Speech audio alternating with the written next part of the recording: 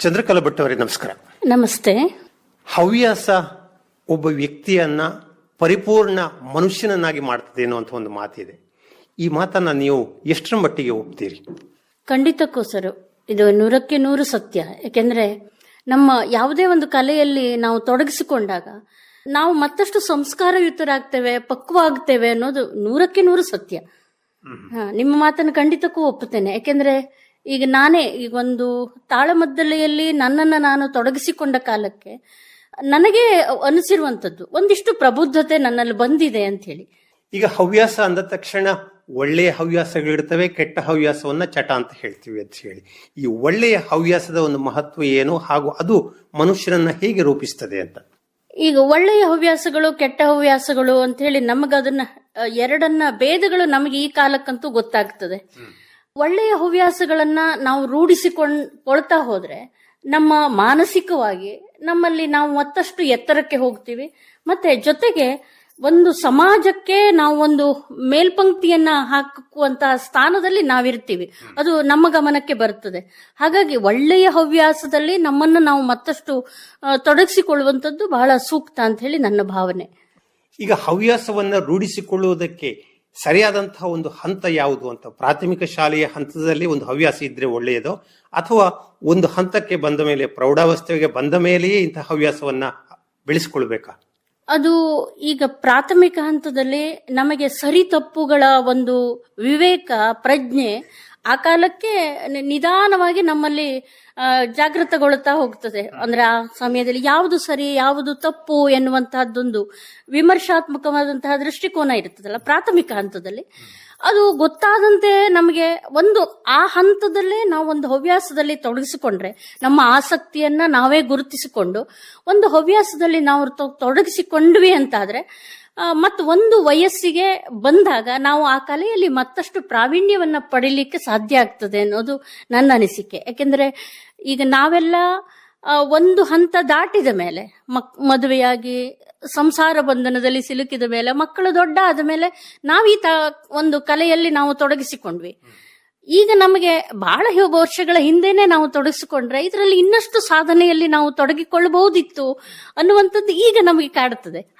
ಆ ಕಾರಣಕ್ಕಾಗಿ ಎಳವೆಯಲ್ಲೇ ಒಂದು ಹಂತಕ್ಕೆ ಬಂದಾಗ ನಾವು ಒಂದು ನಮ್ಮ ಆಸಕ್ತಿಯನ್ನ ಗಮನಿಸಿಕೊಂಡು ಒಂದು ಒಳ್ಳೆಯ ಹವ್ಯಾಸದಲ್ಲಿ ನಮ್ಮನ್ನು ನಾವು ತೊಡಗಿಸಿಕೊಳ್ತಾ ಹೋದ್ರೆ ಅದರಲ್ಲಿ ಒಂದಿಷ್ಟು ಪ್ರಾವೀಣ್ಯವನ್ನು, ಸಾಧನೆಯನ್ನು ನಾವು ಮಾಡಬಹುದು. ಇತ್ತೀಚಿನ ವರ್ಷಗಳಲ್ಲಿ ನೋಡ್ತಾ ಇರುವಂತಹದ್ದು, ವಿದ್ಯಾರ್ಥಿ ಜೀವನದಲ್ಲಿ ಈ ಹವ್ಯಾಸಕ್ಕೆ ಅಷ್ಟೊಂದು ಪ್ರಾಮುಖ್ಯತೆಯನ್ನ ಕೊಡ್ತಾ ಇಲ್ಲ ಅಂತ ಹೇಳಿ. ಹೆಚ್ಚು ಗಮನ ನಮ್ಮ ಒಂದು ವೈಯಕ್ತಿಕ ಅಭಿವೃದ್ಧಿಯ ಬಗ್ಗೆ ಮಾತ್ರ ನಾವು ಗಮನವನ್ನ ಕೊಡ್ತೀವಿ. ಒಳ್ಳೆಯ ಒಂದು ಉದ್ಯೋಗವನ್ನ ಸಂಪಾದನೆ ಮಾಡಬೇಕು ಅಥವಾ ಹೆಚ್ಚು ಸಂಪಾದನೆ ಮಾಡಬೇಕು, ಈ ದೃಷ್ಟಿಕೋನ ಮಾತ್ರ ಇರ್ತದೆ ಅಂತ ಹೇಳಿ. ಆದ್ರೆ ಹವ್ಯಾಸಕ್ಕೆ ಎಷ್ಟರ ಮಟ್ಟಿಗೆ ಅವಕಾಶವನ್ನು ನಾವು ರೂಢಿಸಿಕೊಳ್ಬೇಕು ಅಂತ? ಖಂಡಿತಕ್ಕೂ. ಈಗ ಯಾಕೆಂದ್ರೆ ಈಗಿನ ಶಿಕ್ಷಣವನ್ನ ನೋಡಿದ್ರೆ ಮೌಲ್ಯ ಶಿಕ್ಷಣ ಬಹಳ ಕಡಿಮೆ ಆಗ್ತದೆ. ಯಾಕೆಂದ್ರೆ ನಮ್ಮ ಪರಂಪರೆಯಲ್ಲಿ ಹೇಳಿರುವಂತದ್ದು 3 ಮುಖ್ಯ ಸಂಗತಿಗಳನ್ನ ಹೇಳಿರ್ತಾ ಇದ್ರು. ಒಂದು ಆಹಾರ ಸಂಸ್ಕೃತಿ, ಅಕ್ಷರ ಸಂಸ್ಕೃತಿ, ಮತ್ತೊಂದು ಆರಾಧನಾ ಸಂಸ್ಕೃತಿ. ಅಕ್ಷರ ಸಂಸ್ಕೃತಿ ಅಂತಂದ್ರೆ ಒಂದು ಕಲಿಯುವುದು ನಾವು ಕೇವಲ ಗುಣಕ್ಕಾಗಿ, ಹಣಕ್ಕಾಗಿ ಅಲ್ಲ ಅನ್ನುವಂಥದ್ದು. ಆಹಾರವು ಆರೋಗ್ಯಕ್ಕಾಗಿ, ಅದು ಬಾಯಿ ರುಚಿಗಾಗಿ ಅಲ್ಲ ಅನ್ನುವಂಥದ್ದು. ಇನ್ನು ಆರಾಧನಾ ಸಂಸ್ಕೃತಿ ಅಂತಂದ್ರೆ ಆಡಂಬರಕ್ಕಾಗಿ ಅಲ್ಲ, ಅದು ಕೇವಲ ಭಕ್ತಿಗಾಗಿ, ನಮ್ಮ ಆತ್ಮೋದ್ಧಾರಕ್ಕಾಗಿ ಎನ್ನುವಂಥದ್ದು ಇತ್ತು. ಆ ಸಂಗತಿಗಳು ಹಿಂದೆ ಇತ್ತು. ಆದ್ರೆ ಕಾಲ ಕ್ರಮೇಣವಾಗಿ ಬಹುಶಃ ಈ ಮೆಕೆಲೆ ಶಿಕ್ಷಣದ ಪ್ರಭಾವವೋ ಗೊತ್ತಿಲ್ಲ, ನಮ್ಮ ಗುರುಕುಲದ ಶಿಕ್ಷಣ ಪದ್ಧತಿಯನ್ನ ವಂಚಿತರಾದ್ವಿ ನಾವು. ಈ ಕಾಲಕ್ಕಾಗುವಾಗ ಮೌಲ್ಯ ಶಿಕ್ಷಣದ ಕೊರತೆ ಬಹಳ ಇದೆ. ಈಗ ನಾವು ಕೂಡ, ಪಾಲಕರು ಕೂಡ ಹಣಕ್ಕಾಗಿಯೇ ಓದು ಅನ್ನುವಂಥದ್ದು ಒಂದು ಸಾಮಾನ್ಯದ ಸಂಗತಿ ಆಗ್ಬಿಟ್ಟಿದೆ. ಹಾಗಾಗಿ ಉಳಿದ ಚಟುವಟಿಕೆಗಳಿಗೆ ಮಕ್ಕಳಿಗೆ ಪ್ರೋತ್ಸಾಹ ಕೊಡುವಂಥದ್ದು ಖಂಡಿತಕ್ಕೂ ಪ್ರಸ್ತುತ ಇದೆ. ಯಾಕೆಂದ್ರೆ ಕೇವಲ ನೀನು ಯಾವ ಉದ್ಯೋಗವನ್ನ ಮಾಡ್ತಿ ಅದಕ್ಕಾಗಿ ನೀನು ಓದು, ಅಂಕವನ್ನ ಗಳಿಸು ಎನ್ನುವಂಥದ್ದೇ ಪಾಲಕರ ಒಂದು ಧ್ಯೇಯವಾಗಿರುತ್ತದೆ. ಹಾಗಾಗಿ ಅದನ್ನು ಬಿಟ್ಟು ನಮ್ಮ ಒಂದು ಉದ್ಧಾರಕ್ಕಾಗಿ, ಅಂದ್ರೆ ನಮ್ಮ ಮನಸ್ಸಿನ ಪಕ್ವತೆಗಾಗಿ, ಸಮಾಜಕ್ಕೂ ಕೂಡ ಒಂದು ಒಳಿತಾಗುವ ದೃಷ್ಟಿಯಲ್ಲಿ ಒಳ್ಳೆಯ ಹವ್ಯಾಸಗಳನ್ನ ನಾವು ರೂಢಿಸಿಕೊಳ್ತಾ ಅದಕ್ಕಾಗಿಯೂ ಹೆತ್ತವರೋ ಶಿಕ್ಷಕರೋ ಪ್ರೋತ್ಸಾಹವನ್ನು ಕೊಡುವಂಥದ್ದು ಈ ಕಾಲಕ್ಕೆ ತೀರಾ ಅಗತ್ಯ ಇದೆ ಅಂತ ಹೇಳಿ ನಾನು ಹೇಳಲಿಕ್ಕೆ ಇಷ್ಟಪಡ್ತೇನೆ. ಗೃಹ ಕೃತ್ಯದ ಜೊತೆಗೆ ಬೇರೆ ಬೇರೆ ಹವ್ಯಾಸಗಳನ್ನು ಕೂಡ ನೀವು ರೂಢಿಸಿಕೊಂಡಂತವ್ರು. ಈ ಬಗ್ಗೆ ನಮ್ಮ ಕೇಳುಗರಿಗೆ ಪರಿಚಯ ಮಾಡಿಕೊಡಿ. ಯಾಕೆಂದ್ರೆ ಗೃಹ ಕೃತ್ಯ ಇದು ನಮಗೆ ಹೆಣ್ಣು ಮಕ್ಕಳಿಗೆ ಇದು ದೇವರು ಕೊಟ್ಟಂತಹ ವರ. ಯಾಕೆಂದ್ರೆ ಒಂದು ಅವಧಾನ ಸ್ಥಿತಿ ಅಂತ ಇದೆಯಲ್ಲ, ಒಂದು ಸಮಯದಲ್ಲಿ 10 ಕೆಲಸಗಳನ್ನ ಮಾಡುವಂತಹ ಒಂದು ಅವಧಾನ, ಅದು ದೇವರ ವರ ಹೆಣ್ಣು ಮಕ್ಕಳಿಗೆ. ಯಾಕೆಂದ್ರೆ ಒಂದು ಅಡಿಗೆ ಕೆಲಸ ಮಾಡುವಾಗ್ಲೂ ಕೂಡ ಕೇವಲ ಒಂದನ್ನೇ ಮಾಡ್ತಾ ಇರೋದಿಲ್ಲ ಹೆಣ್ಣು ಮಕ್ಕಳು. ಒಂದು ಒಲೆ ಮೇಲೆ ಏನೋ ಇಟ್ಟಿರ್ತಾರೆ, ಮತ್ತೇನೋ ಮತ್ತೊಂದು ಕೆಲಸ, ಮಕ್ಕಳೇನೋ ಕೇಳ್ತಾರೆ, ಮತ್ತೆ ಮನೆಯ ಕುಟುಂಬದ ಎಲ್ಲರ ಏನು ಬೇಕು ಬೇಡಗಳನ್ನ ಗಮನಿಸಿಕೊಂಡು ಎಲ್ಲವನ್ನೂ ಸಿದ್ಧಪಡಿಸಿಕೊಂಡು ಮಾಡುವಂಥದ್ದು ಅವರಿಗೆ ವರದಾನ ಹೆಣ್ಣು ಮಕ್ಕಳಿಗೆ. ಜೊತೆಗೆ ಅವರು ಇತರ ಹವ್ಯಾಸಗಳಲ್ಲೂ ತೊಡಗಿಸಿಕೊಂಡ್ರೆ ಖಂಡಿತಕ್ಕೂ ಒಳ್ಳೆಯದು. ಯಾಕೆಂದ್ರೆ ಆ ಮಟ್ಟಿನ ಸಾಮರ್ಥ್ಯ ಹೆಣ್ಣು ಮಕ್ಕಳಿಗಿದೆ. ಈಗ ಈ ಕಾಲಕ್ಕಾಗುವಾಗ ಕೇವಲ ಗೃಹ ಕೃತ್ಯಗಳಿಗಷ್ಟೇ ಹೆಣ್ಣು ಮಕ್ಕಳು ಸೀಮಿತ ಆಗಿಲ್ಲ, ಹೊರ ಪ್ರಪಂಚಕ್ಕೆ ತಮ್ಮನ್ನ ತೆರೆದುಕೊಂಡಿದ್ದಾರೆ. ಇದನ್ನೂ ಮಾಡುತ್ತಾ, ಯಾಕೆಂದ್ರೆ ಇದನ್ನ ಯಾವ ಕಾಲಕ್ಕೂ ಕಡೆಗಣಿಸುವಂತಿಲ್ಲ. ಯಾಕೆಂದ್ರೆ ನಮ್ಮ ಕುಟುಂಬ, ನಮ್ಮ ಮನೆಯ ಕೆಲಸಗಳನ್ನ ಅದಕ್ಕಾಗಿಯೇ ಒಂದಷ್ಟು ಸಮಯವನ್ನ ಮೀಸಲಾಗಿಟ್ಟು ಅದನ್ನ ಕಡೆಗಣಿಸದೆಯೇ ಉಳಿದ ಚಟುವಟಿಕೆಗಳಲ್ಲಿ ತಮ್ಮನ್ನ ತಾವು ತೊಡಗಿಸಿಕೊಂಡ್ರೆ ಬಹಳ ಮುಖ್ಯ. ಯಾಕೆಂದ್ರೆ ಇದನ್ನು ಬಿಡುವಂತೆ ಇಲ್ಲ, ನಮಗೆ ಕುಟುಂಬ ಬಹಳ ಮುಖ್ಯ. ವ್ಯಕ್ತಿಗತವಾಗಿ ನೀವು ಯಾವ ಕ್ಷೇತ್ರದಲ್ಲಿ ತೊಡಗಿಸಿಕೊಂಡಿದ್ರಿ? ನನಗೆ ವ್ಯಕ್ತಿಗತವಾಗಿ ಅಂತಂದ್ರೆ ನಾನು ಸಾಂಸ್ಕೃತಿಕ ಕ್ಷೇತ್ರದಲ್ಲಿ ನನ್ನನ್ನು ನಾನು ತೊಡಗಿಸಿಕೊಂಡೆ. ಪ್ರಾರಂಭದಲ್ಲಿ ತಾಳಮದ್ದಲೆಯಲ್ಲಿ ತೊಡಗಿಸಿಕೊಂಡೆ. ತದನಂತರದಲ್ಲಿ ಅನೇಕ ಕಡೆ ಉಪನ್ಯಾಸಗಳನ್ನು ಕೊಡುತ್ತಾ ಹೋದೆ. ಆನಂತರ ರಾಜಕೀಯಕ್ಕೆ ನಾನು ತೊಡಗಿಸಿಕೊಂಡೆ. ರಾಜಕೀಯ ಅಂತಂದ್ರೆ ಸಾಮಾಜಿಕ ಕ್ಷೇತ್ರದಲ್ಲಿ ನಾನು ತೊಡಗಿಸಿಕೊಳ್ಳಲೇಬೇಕಾಯ್ತು. ಹೀಗೆ ಧಾರ್ಮಿಕ ಉಪನ್ಯಾಸಗಳನ್ನೆಲ್ಲ ಕೊಡ್ತಾ ಬಂದೆ. ಈಗ ಒಂದೊಂದೇ ಕ್ಷೇತ್ರವನ್ನ ನಾವು ಗಮನಿಸುವುದಾದ್ರೆ, ಈಗ ತಾಳಮದ್ದಳೆಯ ಕ್ಷೇತ್ರ ಅಂತ ಹೇಳಿದ್ರಿ, ಇದನ್ನ ಹೇಗೆ ಅಭ್ಯಾಸ ಮಾಡಿದ್ರಿ, ಯಾವ ರೀತಿ ರೂಢಿಸ್ಕೊಂಡ್ರಿ, ಯಾವ ರೀತಿ ಮುಂದುವರೆದ್ರಿ? ತಾಳಮದ್ದಲೆ ನನಗೆ ತೀರಾ ಇಷ್ಟವಾದಂತಹ ಸಂಗತಿ ಇದು. ಏಕೆಂದ್ರೆ ಆ ಮಾತಿನ ಆ ವಾಕ್ಪಟುತ್ವ ಇದೆಯಲ್ಲ, ಬಹಳ ಇಷ್ಟಪಡುವಂತಹ ಕಲೆಯಾಗಿತ್ತು. ಎಳವೆಯಲ್ಲಿ ನನಗೆ ಇದನ್ನೆಲ್ಲ ನೋಡುವುದಕ್ಕೆ ಅವಕಾಶ ಸಿಕ್ಕಿರಲಿಲ್ಲ. ನಾನು ಸಿದ್ದಾಪುರ, ನನ್ನ ತಾಯಿ ಮನೆ, ಬಹಳ ಕುಗ್ರಾಮ. ನಮಗೆ ಯಾವ ಸಾಂಸ್ಕೃತಿಕ ಯಾವ ಚಟುವಟಿಕೆಗಳನ್ನು ನೋಡುವಂತಹ ಅವಕಾಶ ಇರಲಿಲ್ಲ. ಶಾಲೆಗೂ ಬಹಳ ದೂರ ನಡೆದು ಹೋಗ್ಬೇಕಾಗಿತ್ತು. ಅದ ನಂತರ ನಾನು ಮದುವೆಯಾಗಿ ಇಡಗುಂದಿಗೆ ಬಂದ ನಂತರ ಇಲ್ಲಿ ಬಹಳಷ್ಟು ಈ ಯಲ್ಲಾಪುರದಲ್ಲಿ, ನಿಜವಾಗಿ ನಮ್ಮ ಉತ್ತರ ಕನ್ನಡದಲ್ಲಿ ಒಂದು ಸಾಂಸ್ಕೃತಿಕ ನಗರಿ ಅಂತಂದ್ರೆ ಯಲ್ಲಾಪುರ ಅಂತ ನನ್ನ ಭಾವನೆ. ಇಲ್ಲಿ ಅದನ್ನೆಲ್ಲ ನೋಡುವಂತಹ ಅವಕಾಶ ಸಿಕ್ತು. ಯಕ್ಷಗಾನವನ್ನು, ತಾಳಮದ್ದಲೆಯನ್ನು. ಬಾಲ್ಯದಲ್ಲಿ ನನ್ನ ತಂದೆಯವರು ನನಗೆ ರಾಮಾಯಣ ಮಹಾಭಾರತದ ಕಥೆಗಳನ್ನೆಲ್ಲ ಕುಳಿತು ಮೂಸಂಜೆ ಆದ ತಕ್ಷಣ ದೇವರ ಭಜನೆಯನ್ನು ಮಾಡುವಾಗ ಕುಳಿತು ಹೇಳುವಂತದ್ದೊಂದು ಪರಿಪಾಠವನ್ನು ನಮ್ಮ ತಂದೆಯವರು ಹಾಕಿಕೊಟ್ಟಿದ್ರು. ಅವರು ಕಥೆಯನ್ನ ಹೇಳ್ತಾ ಇದ್ರು. ಅದನ್ನೆಲ್ಲ ಕೇಳುತ್ತಾ, ಆ ಕಾಲದಲ್ಲಿ ಕತೆ ಕೇಳುತ್ತಾ ನಮ್ಮ ಒಂದು ಕಲ್ಪನಾ ಲೋಕಕ್ಕೆ ಜಾರುವಂತಹ ಅವಕಾಶ ನಮಗೆ ಬಾಲ್ಯದಲ್ಲಿ ಇತ್ತು. ಆದ್ರೆ ಈ ಕಾಲಕ್ಕಾಗುವಾಗ ಇಲ್ಲ. ಆಗೆಲ್ಲ ನನಗೆ ನಾನು ಒಂದಿಷ್ಟು ಏನಾದ್ರೂ ಹೇಳಬಲ್ಲೆ ಅಂತ ಅನಿಸ್ತಾ ಇತ್ತು. ಇಲ್ಲಿ ಬಂದ ಮೇಲೆ ಇಡಗುಂದಿಯಲ್ಲಿ ವೆಂಕಟರಮಣ ಭಟ್ ಅಂತೇಳಿ ನಮ್ಮ ಪತಿಯವರು, ಅವರು ಹೈಸ್ಕೂಲು ಶಿಕ್ಷಕರಾಗಿದ್ದು ವೃತ್ತಿಯನ್ನ ಮಾಡ್ತಾ ಇದ್ದಾರೆ. ಎಲ್ಲವನ್ನ ನೋಡುವ ಅವಕಾಶವನ್ನ ಸಿಕ್ತು ನನಗೆ. ನಾನು ಯಾಕೆ ಮಾಡಬಾರದು ಅಂತ ಯೋಚನೆ ಬಂತು. ಯೋಚನೆ ಬಂದ ತಕ್ಷಣ ನಮ್ಮೊಂದಿಷ್ಟು ಊರಿನಲ್ಲಿ ಮಹಿಳೆಯರನ್ನೆಲ್ಲ ಒಗ್ಗೂಡಿಸಿದೆ, ನಾವು ಮಾಡೋಣ ಅಂತೇಳಿ. ಪ್ರಾರಂಭದಲ್ಲಿ ಒಂದು ಸ್ಕ್ರಿಪ್ಟ್ ಅನ್ನು ಇಟ್ಟುಕೊಂಡು ತಾಳಮದ್ದಲೆಯನ್ನ ಮಾಡಿದ್ವಿ. ಅದು ಬಹಳ ಯಶಸ್ವಿ ಆಯಿತು. ತದನಂತರದಲ್ಲಿ ಹಾಗೆ ಮುಂದುವರೆದ್ವಿ. ಯಕ್ಷಗಾನದ ಒಂದು ಪಾತ್ರ ನಿರೂಪಣೆ ಆಗುವುದು ಹೇಗೆ ಅಂತ, ಈಗ ಯಕ್ಷಗಾನದಲ್ಲಿ ಪಾಲ್ಗೊಳ್ಳುವಂತಹ ವ್ಯಕ್ತಿ ಒಂದು ಪಾತ್ರವೇ ಆಗುವುದು ಯಾವಾಗ? ಯಕ್ಷಗಾನದಲ್ಲಿ ಅದಕ್ಕೆ ಅದರದ್ದೇ ಆದಂತಹ ಒಂದು ವಿಶಿಷ್ಟ ಕಲೆ. ಈ ತಾಳಮದ್ದಲೆ ಅಂತ ಬಂದಾಗ ಮಾತನಾಡುವ ಶೈಲಿ, ಆ ಭಾವವನ್ನ ಪ್ರಕಟಿಸುವುದು, ಅಂದ್ರೆ ರಸವನ್ನ, ಆ ಭಾವಾಭಿವ್ಯಕ್ತಿಯಲ್ಲಿ ರಸ ಉತ್ಪಾದನೆ ಆಗಬೇಕು. ಹಾಗೆ ಆ ಪಾತ್ರಕ್ಕೆ ಅವರು ಇಳಿದಾಗ ಮಾತ್ರ, ಅಂಥದ್ದೊಂದು ಅಭಿವ್ಯಕ್ತಿ ಸಾಧ್ಯವಾದಾಗ ಮಾತ್ರ ಒಂದು ಆ ಕಲೆಯಲ್ಲಿ ಪರಿಪೂರ್ಣ ಆಗುವುದಕ್ಕೆ ಸಾಧ್ಯ. ಯಾಕೆಂದ್ರೆ ತಾಳಮದ್ದಲೆಯಲ್ಲಿ ಅದಕ್ಕೆ ಅದರದ್ದೇ ಆದಂತಹ ಒಂದು ಶೈಲಿ ಇದೆ. ಆ ಶೈಲಿಯಲ್ಲಿ ಹೋಗಬೇಕು. ಈ ಪೌರಾಣಿಕ ಪಾತ್ರಗಳನ್ನ ಈಗ ನೋಡಿ, ಯಕ್ಷಗಾನಕ್ಕಾದ್ರೆ ಈಗ 4 ಭಾಗಗಳು: ಆಂಗಿಕ, ಆಹಾರ್ಯ, ಮತ್ತೆ ಅಭಿನಯ, ಸಾತ್ವಿಕ, ಈ ರೀತಿಯ 4 ಭಾಗಗಳಿದೆಯಲ್ಲ. ಇದರಲ್ಲಿ ಕೇವಲ ಆಹಾರ್ಯ ಇಲ್ಲ, ವೇಷಭೂಷಣಗಳಿಲ್ಲ. ತಾಳಮದ್ದಲೆಯಲ್ಲಿ ಒಬ್ಬ ಪಾತ್ರಧಾರಿ, ಉದಾಹರಣೆಗಾಗಿ ಕೃಷ್ಣನ ಪಾತ್ರವನ್ನೇ ಹೇಳ್ತಾನೆ ಅಂತಾದ್ರೆ ನೋಡುಗರಲ್ಲಿ ಅವ ಕೃಷ್ಣನೇ ಅಂತ ಅನ್ನಿಸಬೇಕು.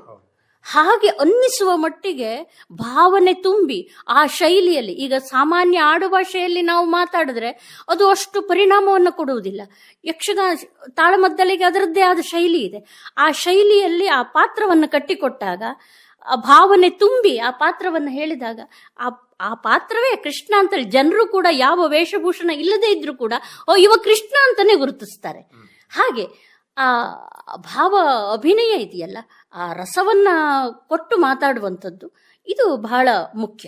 ಯಕ್ಷಗಾನವಾಗ್ಲಿ ಅಥವಾ ಯಕ್ಷಗಾನ ತಾಳಮದ್ದಳೆಯಾಗ್ಲಿ, ಸೂತ್ರಧಾರಿ ಅಂದ್ರೆ ಭಾಗವತರು. ಈ ಭಾಗವತರ ಹಾಡುವಿಕೆಗೆ ಒಂದು ಪೂರಕವಾದಂತಹ ಒಂದು ಸ್ಪಂದನ ಈ ಕಲಾವಿದರಿಂದ ಹೇಗಿರಬೇಕು ಅಂತ.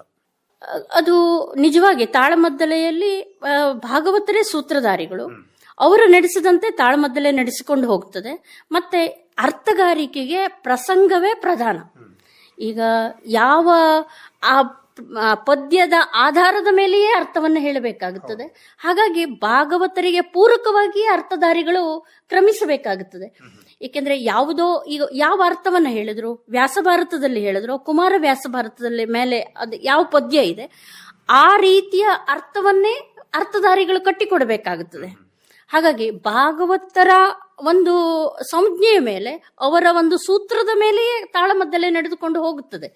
ಈಗ ಯಾವುದೇ ಒಂದು ಪ್ರಸಂಗವನ್ನು ನಿರ್ಧಾರ ಮಾಡ್ತಾರೆ, ಇವತ್ತು ಇಂಥ ಒಂದು ಪ್ರಸಂಗ ಇದೆ, ಕೃಷ್ಣಾರ್ಜುನ ಕಾಳಗ ಅಂತ ಇರಬಹುದು ಅಥವಾ ಬೇರೆ ಏನೋ ಒಂದು ಪ್ರಸಂಗ ಇರಬಹುದು. ಅದಕ್ಕೆ ಒಂದು ಪೂರ್ವ ಸಿದ್ಧತೆ ಮಾನಸಿಕವಾಗಿ ಏನಾದರೂ ಬೇಕಾಗ್ತದೋ ಅಥವಾ ಹೋದ ತಕ್ಷಣ ಅವ್ರು ಭಾಗವತರು ಇಂಥದ್ದು ನೀನು ಪಾತ್ರವನ್ನ ಮಾಡು, ಕೃಷ್ಣನ ಪಾತ್ರ ಮಾಡು ಅಥವಾ ಅರ್ಜುನನ ಪಾತ್ರ ಮಾಡು ಅಂತ ಹೇಳಿದ್ರೆ ತಕ್ಷಣಕ್ಕೆ ಮಾಡ್ಲಿಕ್ಕೆ ಸಾಧ್ಯವಾಗ್ತದ?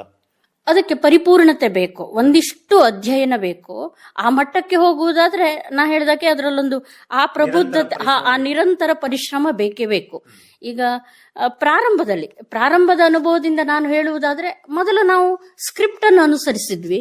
ಆ ನಂತರ ಆ ಕಂಠಪಾಠವೇ ಪ್ರಾರಂಭದಲ್ಲಿ ಕಂಠಪಾಠ ಮಾಡಿದ್ರೆ ಆ ನಂತರ ಅದು ಆಶುಪಟುತ್ವ ನಮಗೆ ತಾನಾಗಿಯೇ ಸಿದ್ಧಿಸ್ತಾ ಹೋಯ್ತು. ಜೊತೆಗೆ ಯಾವ ಪಾತ್ರವನ್ನ ನಾವು ಮಾಡ್ತೇವೋ ನಮ್ಮ ಪಾತ್ರದ ಪದ್ಯಗಳು ಯಾವುದು, ಪದ್ಯ ಕಂಠಸ್ಥ ಆಗಿರ್ಬೇಕದ್ದು ಬಹಳ ಮುಖ್ಯ. ಪದ್ಯಗಳು ನಮಗೆ ಕಂಠಸ್ಥ ಆಗಿರ್ಬೇಕು, ಅದರ ಹಿಡಿತ ನಮಗಿರ್ಬೇಕು. ಆ ಪದ್ಯಗಳ ಮೇಲೆ ನಾವು ಅನೇಕ ಆಯಾಮಗಳಲ್ಲಿ ಆ ಪದ್ಯಗಳನ್ನ ನೋಡಿ ಅರ್ಥವನ್ನ ಕಟ್ಟಿಕೊಡುವುದಕ್ಕೆ ಸಾಧ್ಯ ಆಗುತ್ತದೆ. ಪೂರ್ವ ತಯಾರಿ ಸ್ವಲ್ಪ ಬೇಕೇ ಬೇಕು. ಈಗ ಅದರಲ್ಲಿ ಅಷ್ಟು ಪ್ರಾವೀಣ್ಯತೆಯನ್ನು ಗಳಿಸಿದವರಿಗೆ ತಕ್ಷಣಕ್ಕೆ ಹೇಳುವುದಕ್ಕೆ ಸಿದ್ಧರಾಗುತ್ತಾರೆ. ಆದ್ರೆ ಒಂದು ಆ ಪದ್ಯಕ್ಕೆ ಯಾವೆಲ್ಲ ರೀತಿಯಲ್ಲಿ ಅರ್ಥವನ್ನ ಕಟ್ಟಿಕೊಡಬಹುದು ಎನ್ನುವಂತಹ ಚಿಂತನೆ ಪ್ರಾರಂಭದಲ್ಲಿ ಬೇಕೇ ಬೇಕು. ನಮ್ಮ ಪದ್ಯಗಳು ಎಷ್ಟು, ಈಗ ಒಂದು ಭೀಷ್ಮನ ಪಾತ್ರವನ್ನೇ ನಾನು ಮಾಡ್ತೇನೆ ಅಂತಾದ್ರೆ ಆ ಭೀಷ್ಮನ ಪ್ರಾರಂಭದಿಂದ ಹಿಡಿದು ಕೊನೆಯವರೆಗಿನ ಭೀಷ್ಮನ ಒಂದು ವ್ಯಕ್ತಿತ್ವದ ಚಿತ್ರಣ, ಅಲ್ಲಿಯ ಎಲ್ಲ ಆಗು ಹೋಗುಗಳ ಪರಿಕಲ್ಪನೆ ನಮಗೆ ಇರಬೇಕಾಗ್ತದೆ. ಅಂದ್ರೆ ಈಗ ಈ ತಾಳಮದ್ದಳೆಗೆ ಪೂರಕವಾಗಿ ಅಧ್ಯಯನ ಹೇಗೆ ಇರಬೇಕು ಅಂತ ಹೇಳಿ, ಯಾವುದನ್ನ ಓದಬೇಕು, ಎಷ್ಟು ಓದಬೇಕು?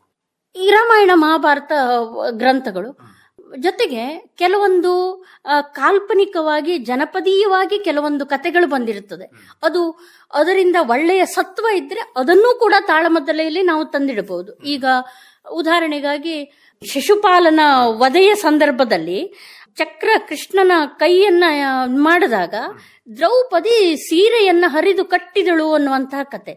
ಅದು ಎಲ್ಲಿ ಬರುತ್ತದೆ ಅನ್ನುವುದು ಕುಮಾರವ್ಯಾಸದಲ್ಲಿ ಬರ್ತದೋ ಗೊತ್ತಿಲ್ಲ. ಆದ್ರೆ ಈಗ ಒಳ್ಳೆಯ ಸಂಗತಿ ಇದ್ರೆ ಅದನ್ನ ಜಾನಪದೀಯವಾಗಿ ಇದ್ರೂ ಕೂಡ ಒಂದು ಒಳ್ಳೆಯ ಸಂದೇಶವನ್ನ ಸಮಾಜದಲ್ಲಿ ಬಿತ್ತರಿಸ್ತದೆ ಅಂತಾದ್ರೆ ಅದನ್ನ ತೆಗೆದುಕೊಂಡು ಬರಬಹುದು. ಆದ್ರೆ ಮೂಲ ಕಥೆಗೆ ಎಲ್ಲೂ ಧಕ್ಕೆ ಆಗಬಾರದು, ಆ ಪಾತ್ರಕ್ಕೂ ಕೂಡ ಯಾವುದು ಧಕ್ಕೆ ಆಗಬಾರದು. ಆ ರೀತಿಯಲ್ಲಿ ಈಗ ರಾಮಾಯಣ ಮಹಾಭಾರತಗಳನ್ನು ನಾವು ಅಧ್ಯಯನ ಮಾಡಿರ್ಬೇಕು, ಸಂಪೂರ್ಣವಾದ ಕತೆ ನಮ್ಗೆ ಗೊತ್ತಿರಬೇಕು. ಅಧ್ಯಯನ ಬೇಕೇ ಬೇಕು. ಅಧ್ಯಯನ ಇಲ್ಲದೆ ತಾಳಮದ್ದಲೆಯಲ್ಲಿ ಅರ್ಥ ಹೇಳುವ ಒಂದು ಸಾಹಸವನ್ನು ಮಾಡಬಾರದು ಅಂತ ಹೇಳಿ ನನ್ನ ಅನಿಸಿಕೆ. ಈಗ ಪೌರಾಣಿಕ ಹಿನ್ನೆಲೆ ಇರುವಂತಹ ಇಂತಹ ಕಥೆಗಳಿಗೆ ಪ್ರಾಸಂಗಿಕವಾಗಿ ನಮ್ಮ ಒಂದು ಪ್ರಚಲಿತ ವಿದ್ಯಮಾನವನ್ನ ಅಳವಡಿಸಿಕೊಳ್ಳುವುದು ಹೇಗೆ ಅಂತ, ಅದು ಈಗ ನಡೆಯುತ್ತಿರುವಂತಹ ಸನ್ನಿವೇಶವನ್ನ ಆ ಸಂದರ್ಭದಲ್ಲಿ ಕಟ್ಟಿಕೊಡುವುದು ಅದೊಂದು ಜಾಣ್ಮೆ, ಅದೊಂದು ಆಶುಪಟುತ್ವ, ಆ ಕಾಲಕ್ಕೆ ಸ್ಫುರಿಸುವಂತದ್ದು. ಅಂದ್ರೆ ಮಾತಿನ ನಡುವೆ ಈ ಕಾಲಕ್ಕೆ ಪ್ರಸ್ತುತಕ್ಕೆ ಕೆಲವೊಂದು ಸಮಾಜದ ಅಂಕುಡೊಂಕುಗಳನ್ನು ತಿದ್ದುವಂತಹ ಕೆಲಸ, ಇದು ಹೀಗಿದೆ ಅಂತ ಹೇಳುವಂಥದ್ದು, ಅದು ಆ ಒಂದು ಪಾತ್ರಧಾರಿಯ ಕಲಾ ಜಾಣ್ಮೆ. ಅದು ಪ್ರಸ್ತುತ ಸಂದರ್ಭದಲ್ಲಿ ಅದನ್ನು ಹೊಂದಿಸಿಕೊಂಡು ಹೋಗ್ಬೇಕಾಗ್ತದೆ. ಅದಕ್ಕೆ ತಾಳಮದ್ದಲೆ ಯಾವತ್ತೂ ಸಿದ್ಧ ಅಲ್ಲ, ಅದು ಆಶುಪಟುತ್ವ, ಆ ಕಾಲಕ್ಕೆ ಸ್ಫುರಿಸುವಂಥದ್ದು. ನಿಮಗೆ ಹೆಚ್ಚು ಇಷ್ಟವಾದಂತಹ ಪಾತ್ರಗಳು ಯಾವುವು? ನನಗೆ ಕರ್ಣನ ಪಾತ್ರ ಬಹಳ ಇಷ್ಟ, ಭೀಷ್ಮನ ಪಾತ್ರ, ನಂತರ ಈ ಸುಧನ್ವಾರ್ಜುನದಲ್ಲಿ ಸುಧನ್ವನ ಪಾತ್ರ. ಇಂಥ ಕೆಲವೊಂದು ಪಾತ್ರಗಳು ಬಹಳ ಇಷ್ಟಪಟ್ಟು ಹೇಳುವಂಥದ್ದು. ಈಗ ಕೆಲವು ಉದಾಹರಣೆ ಅಂದ್ರೆ ಕೆಲವು ಒಂದು ಸಂದರ್ಭವನ್ನ ನಮ್ಮ ಕೇಳುಗರಿಗೆ ಪರಿಚಯ ಮಾಡಿಕೊಡ್ಬೋದಾ? ಕೃಷ್ಣನ ಪಾತ್ರಧಾರಿಯಾಗಿ ಯಾವುದೋ ಒಂದು ಸಂದರ್ಭವನ್ನ ಅಥವಾ ಬೇರೆ ಸಂದರ್ಭ? ಡೈಲಾಗ್ ಹೇಳೋದಾದ್ರೆ, ಈಗ ಮಹಾಭಾರತದ ಯುದ್ಧದ ಸಂದರ್ಭ, 17ನೆಯ ದಿನ, ಶಲ್ಯ ಸಾರಥ್ಯದಲ್ಲಿ ಕರ್ಣ ಯುದ್ಧಕ್ಕೆ ಮುನ್ನುಗ್ಗುತ್ತಾನೆ. ಮಧ್ಯದಲ್ಲಿ ಶಲ್ಯನೂ ಕೂಡ ಕೈ ಕೊಟ್ಟು ರಥವನ್ನ ಇಳಿದು ಹೋದಂತಹ ಸಂದರ್ಭದಲ್ಲಿ ಕರ್ಣನ ರಥದ ಚಕ್ರ ಹೂತು ಹೋಗುತ್ತದೆ. ಅವನೇ ಸಾರಥಿಯೂ ರಥಿಕನೂ ಆಗಿ ಯುದ್ಧವನ್ನ ಮುಂದುವರಿಸ್ತಾ ಇದ್ದಂತಹ ಸಂದರ್ಭದಲ್ಲಿ ಕೈ ಸೋಲುತ್ತದೆ ಕರ್ಣನಿಗೆ. ಆ ಸಂದರ್ಭದ ಒಂದು ಮಾತನ್ನ ಹೇಳುವುದಾದ್ರೆ, ಇದೇನಾಗಿ ಹೋಯಿತು ಈ ಕರ್ಣನ ಪರಿಸ್ಥಿತಿ, ನನ್ನ ಕೈ ಸೋಲುತ್ತಾ ಇದೆಯಲ್ಲ, ಯಾವ ಅಸ್ತ್ರಗಳೂ ಕೂಡ ನನ್ನ ನೆನಪಿಗೆ ಬಾರದೆ ಹೋಗುತ್ತಾ ಇದೆಯಲ್ಲ. ಇಷ್ಟು ದಿನದ ಯುದ್ಧದಲ್ಲಿ ಯಾರ ರಥವೂ ಕೂಡ ಈ ಕುರುದಾರಿಣಿಯಲ್ಲಿ ಚಕ್ರ ಹೂತು ಹೋದ ಯಾವುದೇ ಘಟನೆ ಇಲ್ಲ. ಆದ್ರೆ ಈ ಕರ್ಣನ ರಥದ ಚಕ್ರವೇ ಹೂತು ಹೋಗುತ್ತದೆ ಅಂತಾದ್ರೆ ಇದರ ಅರ್ಥ ಏನು? ನಾನೇ ರಥಿಕನು ಸಾರಥಿಯೂ ಆಗಿ ಯುದ್ಧವನ್ನ ಮುನ್ನಡೆಸುತ್ತಾ ಸಾಗುತ್ತಿರುವಂತಹ ಸಂದರ್ಭದಲ್ಲಿ ಇದು ಅಸ್ತ್ರಗಳು ನನಗೆ ನೆನಪಿಗೆ ಬಾರದೆ ಹೋಗುತ್ತಾ ಇದೆಯಲ್ಲ, ಏನಾಗಿ ಹೋಯ್ತು? ಹಾಗಾದ್ರೆ ಪರಶುರಾಮರ ಶಾಪದ ಫಲವೇ ಇದು? ಹಾಗಾದ್ರೆ ನನ್ನ ಸಾವು ಸಮೀಪಿಸ್ತಾ ಇದೆಯೇ? ಸಾಯುತ್ತೇನೆ ಎನ್ನುವಂತಹ ಚಿಂತೆ ನನಗಿಲ್ಲ. ಆದ್ರೆ ನನ್ನ ದೊರೆ ಸುಯೋಧನನ ಪರಿಸ್ಥಿತಿಯನ್ನ ನೆನೆದು ಕಣ್ಣೀರಾಗುತ್ತಾ ಇದ್ದೇನೆ. ಎಷ್ಟು ನನ್ನನ್ನ ನಂಬಿದ ಆತ ತನ್ನ ತಮ್ಮಂದಿರು ಹತರಾದಂತಹ ಸಂದರ್ಭದಲ್ಲಿಯೂ ದುಃಖಿಸಲಿಲ್ಲ. ನನ್ನ ಸ್ನೇಹಿತ ಕರ್ಣನಿದ್ದಾನೆ, ಜಯವಧುವನ್ನು ನನಗೆ ತಂದು ಕೊಡುತ್ತಾನೆ ಎನ್ನುವಂತಹ ವಿಶ್ವಾಸ ಅವನಲ್ಲಿತ್ತು. ಆದರೆ ಈಗೇನು ಆಗಿ ಹೋಯಿತು? ಯಾರಿದ್ದಾರೆ ನನ್ನ ದೊರೆಗೆ? ಎಂತಹ ವಿಶ್ವಾಸವನ್ನ ನನ್ನಲ್ಲಿ ತೋರಿಸಿದ್ದ ಆತ. ಊಟದಲ್ಲೋ ಆಟದಲ್ಲೋ ಅಲ್ಲ, ಎಂತಹ ಸಲುಗೆ, ಅವನ ಅಂತಃಪುರದವರೆಗೂ ಹೋಗುವಂತಹ ಸಲುಗೆಯನ್ನು ನನಗೆ ಕೊಟ್ಟಿದ್ದನಲ್ಲ. ಉಣುವ ಅನ್ನದಲ್ಲಿ ನನಗೊಂದು ತುತ್ತನ್ನ ತೆಗೆದಿರಿಸ್ತಾ ಇದ್ದಂತಹ ನನ್ನ ದೊರೆ ಸುಯೋಧನ, ಅನಾಥನಾದಂತಹ ನನ್ನನ್ನ ಅಂಗಾಧಿಪತಿಯನ್ನಾಗಿ ಮಾಡಿದವ. ಅಂತಹ ಸುಯೋಧನನಿಗೆ ಕೃತಜ್ಞನಾಗುವ ಬದಲು ಕೃತಜ್ಞನಾಗಿ ಹೋದನೆ. ಏನು ಮಾಡುವುದು? ಬಹಳ ಒಳ್ಳೆಯ ಮಾತನ್ನ ಹೇಳಿದ್ರಿ. ಬಹುಶಃ ಕರ್ಣನ ಮನಸ್ಥಿತಿ ಈ ರಾಮನಿರ್ಯಾಣದ ಸಂದರ್ಭದಲ್ಲಿಯೂ ಕೂಡ ಬರ್ತದೆ ಅಂತ ಕಾಣುತ್ತದೆ. ಲಕ್ಷ್ಮಣನ ಸ್ಥಿತಿ, ಹೌದು, ವಿಯೋಗ. ಆಗಲೂ ಕೂಡ ಒಂದು ತೀರಾ ಯಾವತ್ತೂ ಕೂಡ ರಾಮ ಲಕ್ಷ್ಮಣರು ಅಗಲಿದ್ದೇ ಇಲ್ಲ.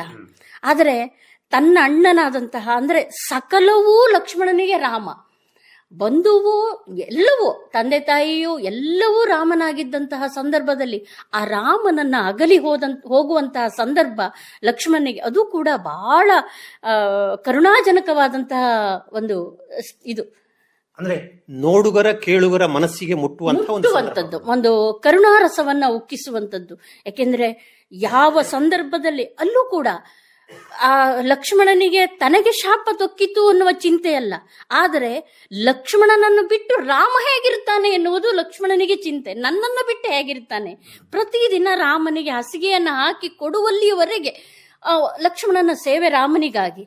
ನಾನಿಲ್ಲದೆ ರಾಮ ಹೇಗೆ ಬದುಕುತ್ತಾನೆ ಅಯೋಧ್ಯೆಯಲ್ಲಿ ಅನ್ನುವ ಚಿಂತೆಯೇ ಲಕ್ಷ್ಮಣನಿಗೆ ಬಹುವಾಗಿ ಕಾಡುತ್ತದೆ ಹೋಗುವಂತಹ ಸಂದರ್ಭದಲ್ಲಿ.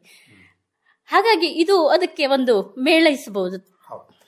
ತಾಳಮದ್ದಳೆಯಿಂದ ಸ್ವಲ್ಪ ಮುಂದುವರೆದು ಈ ಭಗವದ್ಗೀತೆಯ ಪ್ರವಚನ ಬಹುಶಃ ಜನರಿಗೆ ಜೀವನ ಸಂದೇಶವನ್ನು ನೀಡುವಂತಹ ಒಂದು ಸಂದರ್ಭ ಇದು.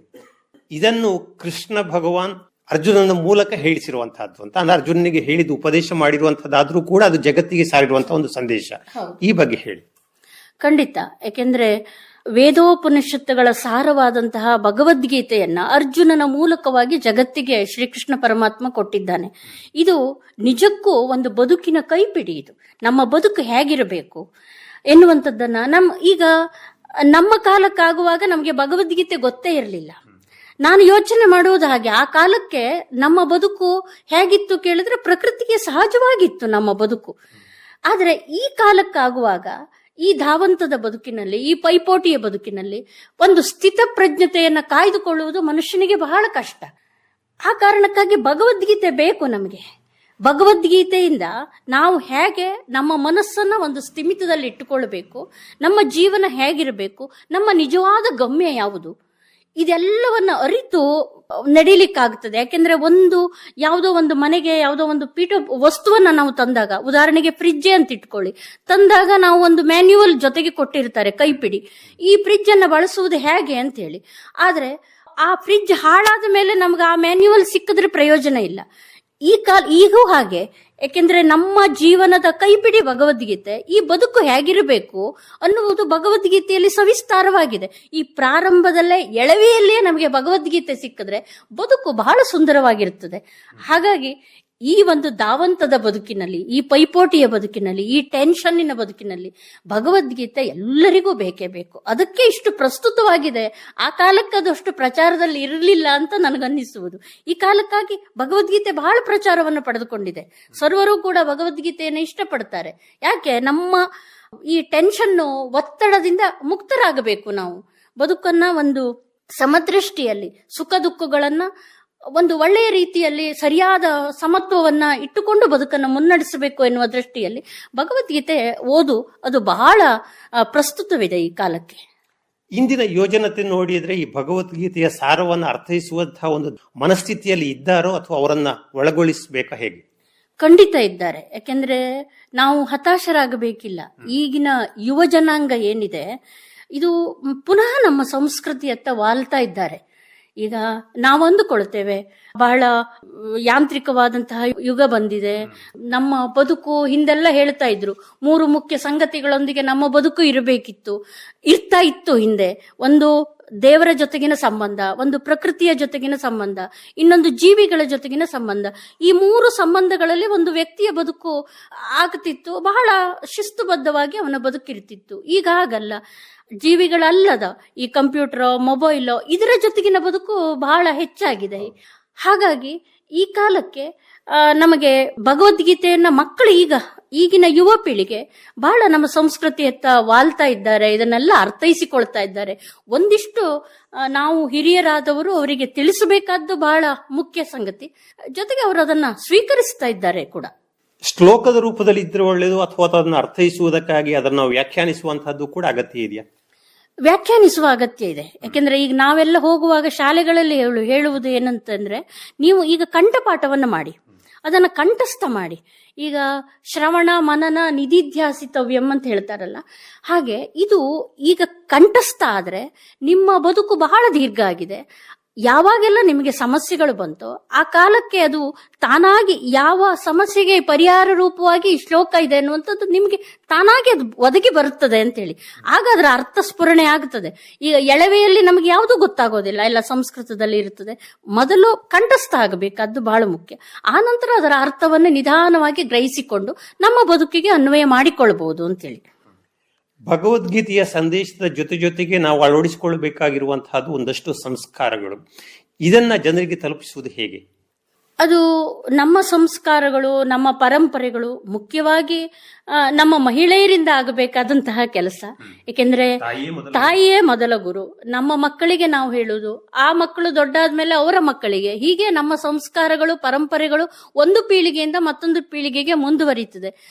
ಅದು ನಮ್ಮ ಹಿರಿಯರಾದಂತಹ ಮಹಿಳೆಯರದ್ದು ಮೊದಲ ಕರ್ತವ್ಯ ಅದು ಈ ರೀತಿಯಲ್ಲಿ. ಯಾಕೆಂದ್ರೆ ನಮಗೆಲ್ಲ ಚಿಕ್ಕವರಿರುವಾಗ ಹೇಳ್ತಾ ಇದ್ರು, ಬೆಳಗ್ಗೆ ಸೂರ್ಯ ಮನೆಯ ಹೊಸ್ತಿಲಿಗೆ ಬೀಳುವ ಮೊದಲು ಮನೆಯ ಮುಂದೊಂದು ರಂಗವಲ್ಲಿ ಇರಬೇಕು ಅಂತ ಹೇಳಿ.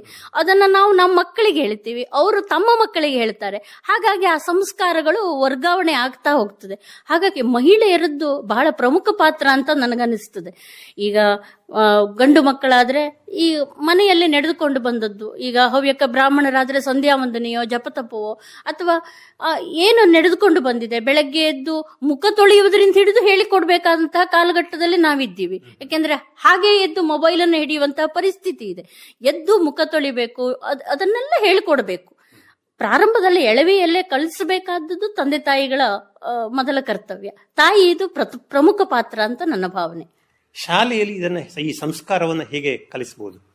ಶಾಲೆಯಲ್ಲಿ ಶಿಕ್ಷಕರು ಇದನ್ನು ಹೇಳಬೇಕು. ಯಾಕೆಂದ್ರೆ ಕೇವಲ ಈಗಿನ ಶಿಕ್ಷಣ ಪದ್ಧತಿಯನ್ನು ನೋಡಿದ್ರೆ ನಾನು ಹಲವು ಶಾಲೆಗಳಿಗೆ ಭೇಟಿ ಕೊಟ್ಟಂತಹ ಸಂದರ್ಭದಲ್ಲಿ ಅವ್ರು ಹೇಳುದು, ನಮಗೆ ಬೇರೆ ಕೆಲಸಗಳೇ ಜಾಸ್ತಿ ಆಗ್ತದೆ, ಮಕ್ಕಳಿಗೆ ಪಾಠ ಮಾಡುವುದಕ್ಕೆ ನಮಗೆ ಪುರುಸೊತ್ತಿಲ್ಲ, ಉಳಿದ ಮೌಲ್ಯ ಶಿಕ್ಷಣವನ್ನ ನಾನು ಹೇಳಿಕೊಡೋದು ಯಾವಾಗ ಅನ್ನುವಂತ ಪ್ರಶ್ನೆ ಇದೆ.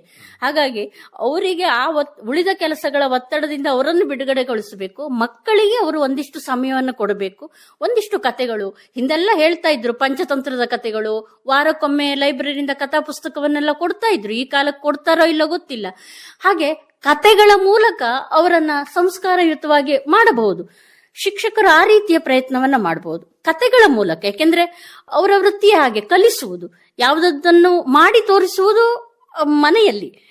ತಂದೆ ತಾಯಿಗಳು ಮಾಡಿ ಅವ್ರ ತಂದೆ ತಾಯಿಗಳನ್ನ ಅನುಸರಿಸ್ತಾರೆ ಮಾಡಿದ್ದನ್ನ ನೋಡಿ. ಆದ್ರೆ ಶಾಲೆಯಲ್ಲೇ ಆಗಲ್ಲ, ಅವರು ಹೇಳಬೇಕು. ಕತೆಗಳ ಮೂಲಕವಾದರೂ ಒಂದು ಸಂಸ್ಕಾರವನ್ನ ಅವರು ತಿಳಿಸಿಕೊಡಬೇಕು ಅಂತೇಳಿ. ಇಂದು ನಾವು ಕಾಣ್ತಾ ಇರುವಂತಹ ಒಂದು ಸಂಘರ್ಷಗಳಿಗೆ ಈ ಮೌಲಿಕ ಶಿಕ್ಷಣದ ಕೊರತೆಯೂ ಕೂಡ ಪ್ರಮುಖವಾದಂತಹ ಕಾರಣವಾಗ್ತದೆ, ಹೇಗೆ? ಖಂಡಿತ ಹೌದು, ಖಂಡಿತಕ್ಕೂ ಹೌದು. ಅಂದ್ರೆ ಮೌಲ್ಯ ಶಿಕ್ಷಣದ ಕೊರತೆಯಿಂದಲೇ ಆಗಿರುವಂತದ್ದು. ಸರಿಯಾದಂತಹ ತಿಳುವಳಿಕೆಯನ್ನ ಎಳವೆಯಲ್ಲೇ ನಾವು ಅವರಿಗೆ ಕಲಿಸಿಕೊಡ್ಬೇಕು. ಆ ಮೌಲ್ಯ ಶಿಕ್ಷಣದ ಕೊರತೆಯಿಂದಲೇ ಅನೇಕ ಅವಘಡಗಳನ್ನ ಆಗೋದನ್ನ ನಾವು ಕಾಣ್ತಾ ಇದ್ದೇವೆ. ಇದು ಖಂಡಿತಕ್ಕೂ ಹೌದು. ತಾಲೂಕು ಪಂಚಾಯತಿ ಅಧ್ಯಕ್ಷೆಯಾಗಿಯೂ ಕೂಡ ನೀವು ಕಾರ್ಯವನ್ನು ನಿರ್ವಹಿಸಿದಂತವರು. ಒಂದು ಸಮಾಜದ ಒಂದು ಅಭಿವೃದ್ಧಿಯಲ್ಲಿ ಈ ಪಂಚಾಯತ್ ವ್ಯವಸ್ಥೆ ಎಷ್ಟರ ಮಟ್ಟಿಗೆ ಕಾರ್ಯನಿರತವಾಗಿದೆ? ಖಂಡಿತ. ಯಾಕೆಂದ್ರೆ ವಿಕೇಂದ್ರೀಕರಣ ವ್ಯವಸ್ಥೆ ಇದು. ಒಂದು ಜಿಲ್ಲಾ ಪಂಚಾಯತ್, ತಾಲೂಕು ಪಂಚಾಯತ್ ಮತ್ತೆ ಗ್ರಾಮ ಪಂಚಾಯತ್, ಹೀಗೆ ಅಧಿಕಾರದ ವಿಕೇಂದ್ರೀಕರಣ ಆದಂತಹ ಸಂದರ್ಭದಲ್ಲಿ ಈಗ ಒಂದು ತಾಲೂಕು ಪಂಚಾಯತ್ದಲ್ಲಿ ಅನೇಕ ಮೆಂಬರ್ಗಳು ಇರ್ತಾರೆ, ಸದಸ್ಯರಿರ್ತಾರೆ. ಅವರವರ ಭಾಗದಲ್ಲಿ ಏನೇನು ಆಗು ಹೋಗುಗಳಿದೆ, ಏನೇನು ಕುಂದುಕೊರತೆಗಳಿದೆ, ಇದನ್ನೆಲ್ಲ ಗ್ರಹಿಸಿಕೊಂಡು ಅನುದಾನವನ್ನ ಅವರು ಅದಕ್ಕೆ ಕೊಡುವಂತದ್ದು. ಹಾಗಾಗಿ ಈ ರೀತಿಯ ವ್ಯವಸ್ಥೆ ಇದ್ರೆ ಪ್ರತಿ ಮನೆಗೂ ಕೂಡ ಏನೋ ಒಂದು ಸರ್ಕಾರದ ಸೌಲಭ್ಯ ದೊರಕುತ್ತದೆ. ಎಲ್ಲವನ್ನು ಮೇಲಿಂದ ಗ್ರಹಿಸ್ಲಿಕ್ಕೆ ಆಗೋದಿಲ್ಲ. ಒಬ್ಬ MLAಗೆ ಪ್ರತಿ ಗ್ರಾಮದಲ್ಲಿ ಏನ್ ನಡೀತದೆ ಎನ್ನುವುದನ್ನು ಗ್ರಹಿಸುವುದಕ್ಕಾಗೋದಿಲ್ಲ. ಹಾಗಾಗಿ ಈ ವಿಕೇಂದ್ರೀಕರಣ ವ್ಯವಸ್ಥೆ ಇದು ಬಹಳ ಮುಖ್ಯ. ಯಾಕೆಂದ್ರೆ ನಮ್ಮ ಅವಧಿಯಲ್ಲೂ ಕೂಡ ನಾನು ಇಡೀ ತಾಲೂಕು ಓಡಾಡಿದ್ದೇನೆ. ಅವರವರ ಸ್ಥಳೀಯ ಅಲ್ಲಿಯ ಸದಸ್ಯರು ಆ ಭಾಗದ ಕುಂದುಕೊರತೆಗಳನ್ನು ಅವರು ಗ್ರಹಿಸ್ತಾರೆ. ಕೌಟುಂಬಿಕ ವ್ಯವಸ್ಥೆಯಲ್ಲಿ ಮಹಿಳೆಯರು ಮುಂದೆ ಬರಬೇಕು, ಸಮಾಜ ಸೇವೆಯಲ್ಲಿ ತೊಡಗಿಸಿಕೊಳ್ಬೇಕು, ಅಥವಾ ಬೇರೆ ಬೇರೆ ಇಂಥ ಒಂದು ಚಟುವಟಿಕೆಯಲ್ಲಿ ತೊಡಗಿಸಿಕೊಳ್ಳಬೇಕು ಅಂದ್ರೆ ಕುಟುಂಬದ ಸದಸ್ಯರು ಯಾವ ರೀತಿ ಕೈ ಜೋಡಿಸಬೇಕು? ಕುಟುಂಬದ ಸದಸ್ಯರೆಲ್ಲರೂ ಕೂಡ ಸಹಕಾರಿಯಾಗಿರ್ಬೇಕು. ಯಾಕೆಂದ್ರೆ ಒಂದು ಕಾಲ ಇತ್ತು, ಹೆಣ್ಣು ಮಕ್ಕಳು 4 ಗೋಡೆಯ ಮಧ್ಯೆ ಇರಬೇಕು ಅನ್ನುವಂಥದ್ದು ಮನಸ್ಥಿತಿ. ಆದ್ರೆ ಈಗ ಹಾಗಲ್ಲ, ಕಾಲ ಬದಲಾಗಿದೆ. ಮಹಿಳೆಯೂ ಕೂಡ ಎಲ್ಲ ರಂಗದಲ್ಲೂ ಕೂಡ ಅವಳು ಪ್ರವೇಶವನ್ನ ಪಡೆದುಕೊಂಡಿದ್ದಾಳೆ. ಮನೆಯಲ್ಲಿ ಎಲ್ಲರ ಸಹಕಾರವೂ ಕೂಡ ಬೇಕು. ಒಂದು ಆಹಾರವನ್ನ ಸಿದ್ಧಪಡಿಸುವುದಿರ್ಲಿ, ಮನೆಯಲ್ಲಿ ಎಲ್ಲರಿಗೂ ಬೇಕಾದಂಥದ್ದು ಅದು. ಎಲ್ಲರೂ ಜೊತೆಗೂಡಿ ಆ ಮನೆಯ ಕೆಲಸವನ್ನ ನಿಭಾಯಿಸಿದ್ರೆ ಎಲ್ಲರೂ ಕೂಡ ಅವರವರ ಸ್ವಂತ ಕೆಲಸದಲ್ಲಿ ಕಾರ್ಯಪ್ರವೃತ್ತರಾಗುವುದಕ್ಕೆ ಅನುಕೂಲ ಆಗುತ್ತದೆ. ಹಾಗಾಗಿ ಎಲ್ಲರ ಸಹಕಾರ ತೀರಾ ಅಗತ್ಯ. ಬಹಳ ಸಂತೋಷ ಚಂದ್ರಕಾಲ ಭಟ್ ಅವರೇ. ಗೃಹಿಣಿಯಾಗಿ ಇದ್ದುಕೊಂಡು ಮನೆಗೆ ಸೀಮಿತವಾಗದೆ ಬೇರೆ ಬೇರೆ ಚಟುವಟಿಕೆಯಲ್ಲಿ ನೀವು ತೊಡಗಿಸಿಕೊಂಡಿದ್ರಿ. ಅದರಲ್ಲೂ ವಿಶೇಷವಾಗಿ ಯಕ್ಷಗಾನ ತಾಳಮದ್ದಳೆ ಆಗ್ಬೋದು, ಭಗವದ್ಗೀತಾ ಪ್ರವಚನ ಆಗ್ಬೋದು, ಅಥವಾ ಉಪನ್ಯಾಸವನ್ನ ನೀಡುವಂತಹದ್ದು ಇರ್ಬೋದು, ಸಂಸ್ಕಾರವನ್ನ ಜನರಿಗೆ ತಿಳಿಸುವಂತಹ ಒಂದು ಪ್ರಯತ್ನ ಆಗ್ಬೋದು, ಅಥವಾ ಸಾಮಾಜಿಕ ಚಟುವಟಿಕೆಗಳಾಗ್ಬೋದು. ಈ ಎಲ್ಲ ಚಟುವಟಿಕೆಯ ಬಗ್ಗೆ ನಿಮ್ಮ ಅನುಭವವನ್ನ ನಮ್ಮ ಕೇಳುಗರ ಜೊತೆಗೆ ಹಂಚಿಕೊಂಡಿದ್ದಕ್ಕಾಗಿ ಧನ್ಯವಾದಗಳು. ನಮಸ್ಕಾರ. ಧನ್ಯವಾದ. ನಿಮಗೂ ಕೂಡ.